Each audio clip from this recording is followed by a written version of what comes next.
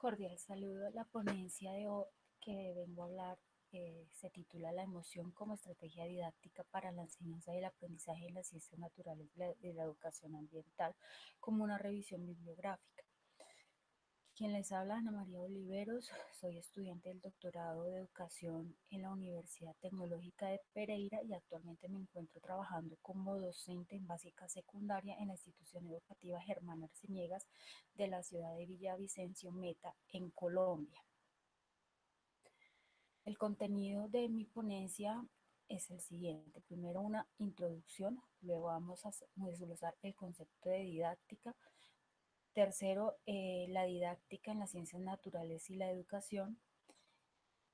Cuarto, la importancia de la emoción en el proceso de enseñanza-aprendizaje. Quinto, la emoción como estrategia didáctica en el proceso de enseñanza-aprendizaje en las ciencias naturales y educación ambiental.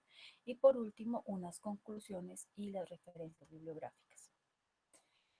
El proceso de enseñanza-aprendizaje en las ciencias naturales en Colombia viene orientado desde el Ministerio de Educación a través de esta cartilla donde están contenidas todas las competencias que se deben impartir dependiendo del nivel educativo en el que se encuentran los estudiantes. Todas estas competencias se basan a través del aprendizaje del método científico que es el que se utiliza para la enseñanza de las ciencias naturales. Para esto se pueden aplicar las diferentes estrategias didácticas que se han propuesto tradicionalmente por diversos autores, las cuales eh, tienen un problema que es que el docente puede caer en llegar a una educación tradicional enfocada a lo memorístico. La didáctica o el concepto de didáctica ha venido cambiando a través de los años, pasando por la primera teoría didáctica de Karl Storz, donde dice que es una teoría de la instrucción donde la enseñanza y el aprendizaje se debe dar a todos los niveles y trata como los principios y preceptos y leyes que debe tener toda enseñanza. Luego, en 1982, Rueda agrega a esto los métodos y las técnicas para guiar y orientar eficazmente el proceso de enseñanza-aprendizaje, los cuales procuran guiar, dirigir o instrumentar al docente para que pueda realizar bien este proceso. Nerisi en 1985 propone que la didáctica es un proceso, un conjunto de procedimientos y normas que están encaminadas a dirigir el aprendizaje de manera eficiente.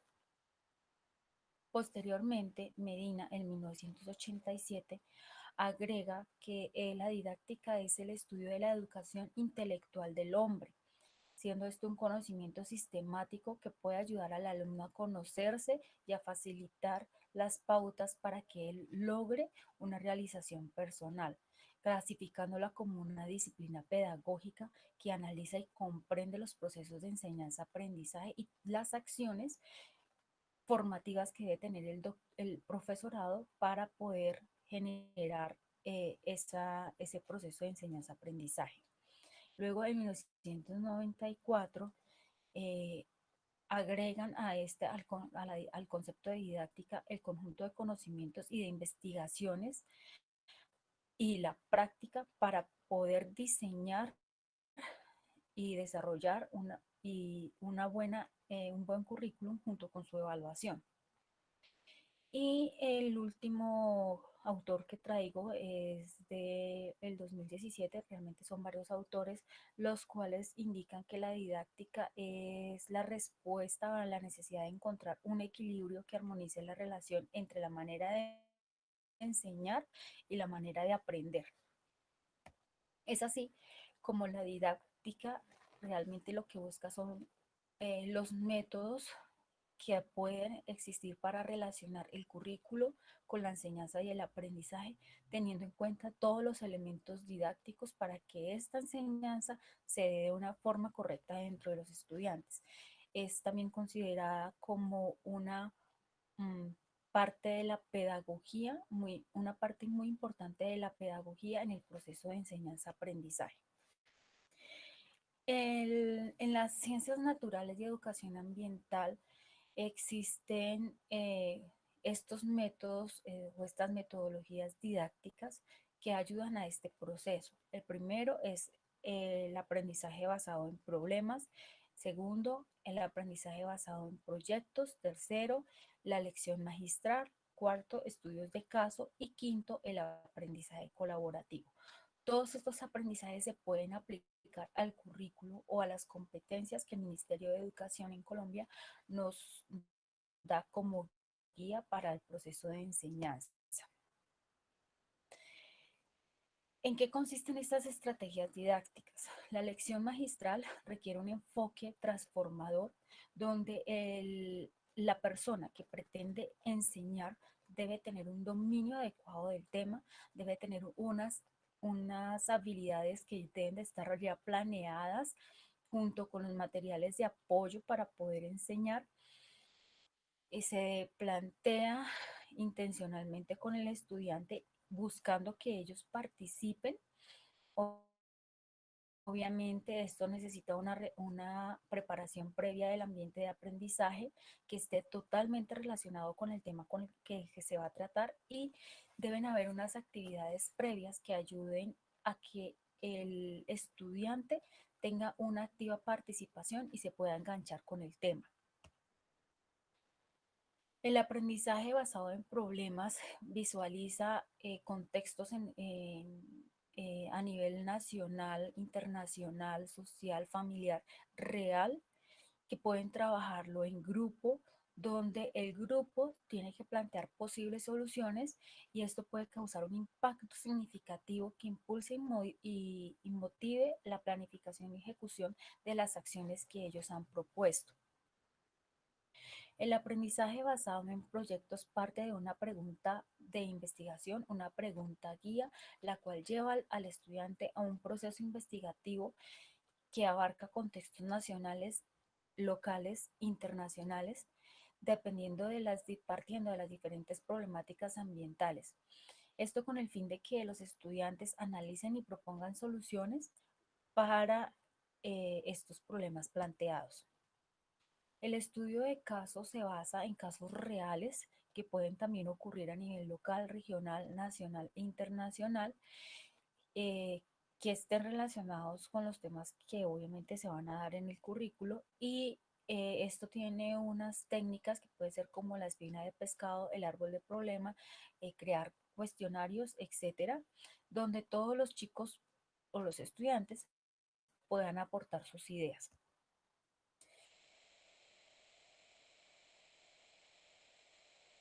Donde se trabaja en grupos, en el cual se pretende una transformación social, donde se reconozcan las ideas del individuo en el grupo, y que este aprendizaje pueda potenciar los contextos propios y los contextos del grupo, llevando a todos a participar como actores principales.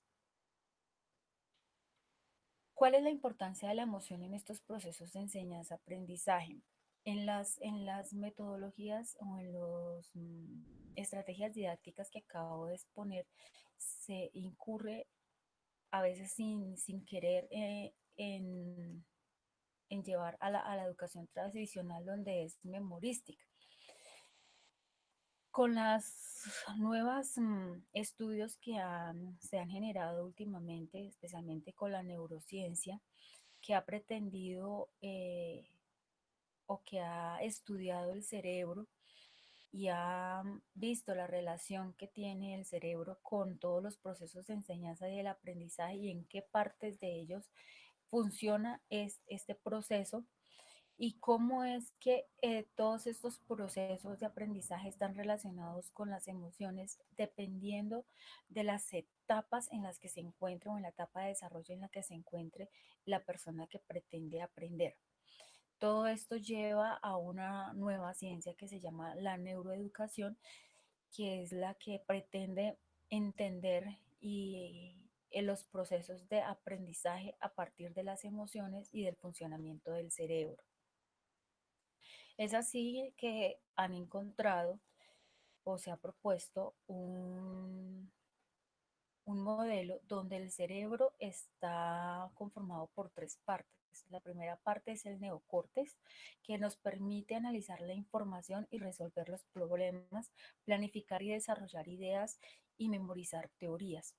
Luego viene el cerebro mamífero o el cerebro límbico, donde se expresa lo que nos gusta, lo que no nos gusta, qué nos genera afecto, las cosas a las que nos sentimos atraídos, recuerdos que nos traen sentimientos de tristeza y alegría.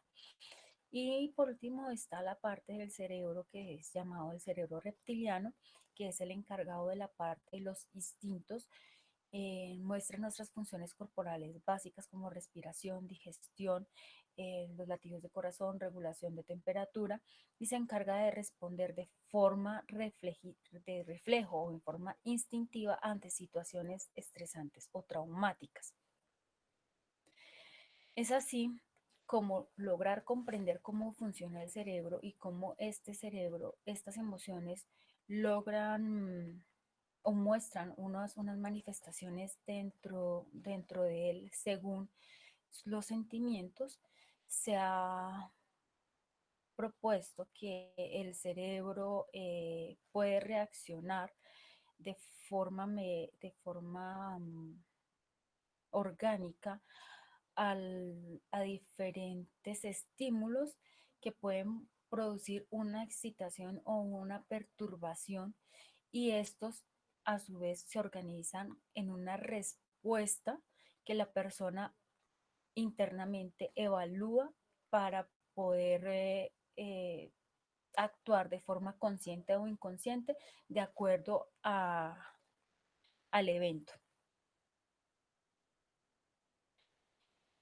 Las emociones muchas veces se confunden con los sentimientos. Entonces, las emociones nosotros las podemos distinguir porque en el estado físico surge una respuesta ante ese estímulo externo. Se precede después del sentimiento, es fácilmente observable y aparece de forma brusca e intensa. Estas emociones pueden ser como la tristeza, la alegría, la furia, la vergüenza. Al contrario, los sentimientos están asociados a una reacción a la emoción, aparecen posteriormente a la emoción, no son fácilmente observables, se presenta con moderada intensidad y drásticamente pueden cambiar. eh, es de un carácter duradero. Entre estas podemos tener los sentimientos de odio, amor, simpatía, amistad, agradecimiento. Las emociones siempre van acompañadas de unas reacciones somáticas. Es así como el estudio del cerebro ha demostrado que estas reacciones frecuentemente están inducidas por sustancias químicas que contribuyen al sistema límbico, y esto lo hace a través del hipotálamo y la amígdala. Es así como estas emociones se pueden reflejar en, en la respiración acelerada, también los impulsos cardíacos acelerados, sudor, nerviosismo, la forma en que se eriza la piel, son respuestas a estos estímulos. El proceso de enseñanza-aprendizaje puede verse afectado dependiendo del tipo de emociones que nos acogen en el momento en que estamos tratando de aprender. Es así como las emociones positivas ayudan a que el aprendizaje quede y marque en el estudiante, y las emociones negativas dificulten el proceso de enseñanza-aprendizaje. Es así como el aprendizaje de lo cognitivo, de los hechos, de la teoría, de los conceptos, eh, de los pensamientos racionales, no se pueden separar tan fácilmente de los sentimientos, porque todos interactúan intrínsecamente dentro del sistema límbico del cerebro. Las didácticas o las estrategias didácticas que hemos implementado no han tenido en cuenta la parte emocional, siempre se han inclinado hacia la parte cognitiva. Y muchas veces esto lleva a que el estudiante sienta una desilusión, una apatía hacia el aprendizaje de las ciencias, porque las perciben como difícil, como aburridas, como irrelevantes y que no se conecta a los intereses y a las experiencias que actualmente están viviendo. Es así que nos queda a nosotros como docentes un reto muy grande, que es poder motivar a nuestros estudiantes a este aprendizaje. Una de las formas es utilizar el lenguaje coloquial, pero sin dejar a un lado el conocimiento científico. Es llevar a los chicos a que pueden mirar, observar, experimentar, eh, simular estrategias donde ellos puedan usar su racionamiento y que puedan interpretarlo de forma que lo vean algo cotidiano, algo propio, algo que esté relacionado a sus intereses socioculturales. Y nosotros como docentes debemos moldearnos a cada uno de los grupos con los que vamos a trabajar. Es así como nuevamente el docente o el profesor tiene que ser emocionalmente competente para ayudar a aliviar la tensión y que pueda llegar a motivar al estudiante en el momento en que pretendemos enseñar. Cosa de que cuando el estudiante entre a nuestra clase se sienta motivado y atraído por aprender. Diversos estudios han mostrado que las experiencias educativas, tanto en el rol de estudiante como en el rol de docente, eh, atraviesan por las emociones de manera diferenciada. Es así que un profesor y un estudiante de primaria se ven más atraídos al proceso de enseñanza-aprendizaje porque sus emociones están basadas en la curiosidad, en el entusiasmo y en el interés de aprender, cosa que en secundaria cambia. Ellos relacionan estas materias de ciencias naturales, química y física, las ven como si fueran difíciles, las relacionan con algo que les produce tensión, les produce miedo, les produce desesperación. Ahí es donde nosotros como docentes tenemos que buscar metodologías externas para poder cambiar esa actitud de los estudiantes y que ellos realmente quieran y estén dispuestos a aprender.